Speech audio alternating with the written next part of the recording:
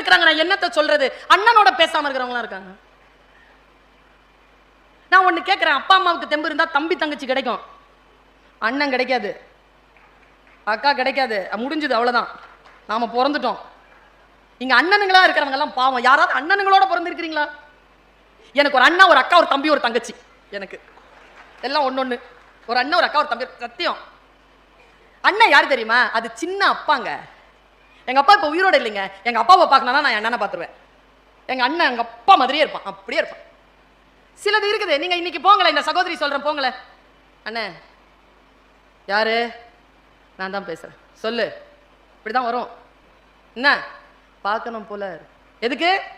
செஞ்சதெல்லாம் பத்தாதா? மனசு சரியில்லைண்ணே, கஷ்டமா இருக்குண்ணே, ஒரு தடவை வெளியில எங்கேயா மீட் பண்ணலாமாண்ணே, ப்ளீஸ்ண்ணே. ஃபோன் பண்ணி வச்சிருங்க.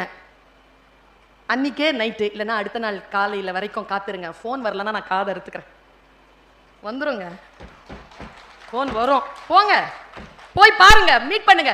பூனைக்கு முதல் குட்டி பத்தியம் போல் நம் குடும்பங்களுக்கு பத்தியமாகி போனவர்கள் அக்காவும் அண்ணனும் என்பதனை நினைவுபடுத்திக் கொண்டு just do have connection with them.